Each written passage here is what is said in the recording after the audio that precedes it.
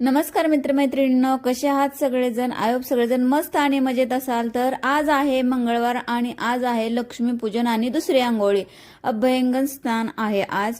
तर म्हणलं मिस्टरांना आज आंघोळ वगैरे घालायची आणि नंतर ना आपण आंघोळ करायची, कारण आज लक्ष्मीपूजन आहे. मला उंबरट्यावरती स्वच्छ करून हळदीचं लेपन वगैरे लावायचं आहे, त्यामुळे मी पटपट त्यांना आंघोळ वगैरे घातली, ऑप्शन केलं त्यांचं आणि लगेच मी आंघोळ करून आले आणि लगेच उंबरट्यावरती पाणी वगैरे टाकलं आणि सगळा उंबरा वगैरे दारातलं स्वच्छ असं सगळं पुसून घेतलं, कारण मला रांगोळी काढायची होती आणि लेपन द्यायचं होतं. तर बघा मी हळदीचं लेपन केलं, उंबऱ्याला वगैरे लावलं आणि चौकटीला पण असं वरती हात करून लावायचं, जेणे असं खाली नाही वरती हात करून लावायचं, त्यामुळे चांगलं असतं. तर बघा माझ्या दारामध्ये रांगोळी वगैरे झालेली आहे आणि लगेच मी देवपूजा पण करून घेतलेली आहे. कसं आहे, घरामध्ये प्रसन्न वातावरण झालं ना असं देवपूजा वगैरे करून, तर खूप भारी वाटतं.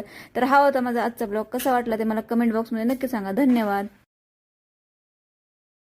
नमस्कार मित्रमैत्रिणींनो, कसे आहात सगळेजण? आयोग सगळेजण मस्त आणि मजेत असाल तर आज आहे मंगळवार आणि आज आहे लक्ष्मीपूजन आणि दुसरी आंघोळी, अभ्यंगन स्नान आहे आज.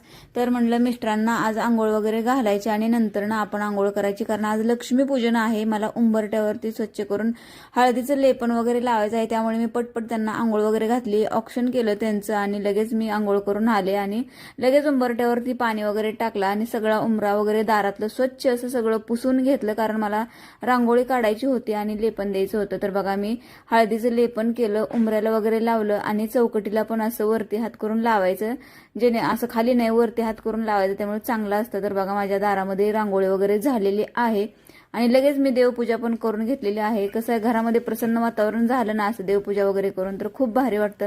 तर हा होता माझा आजचा ब्लॉग. कसा वाटला ते मला कमेंट बॉक्समध्ये नक्की सांगा. धन्यवाद.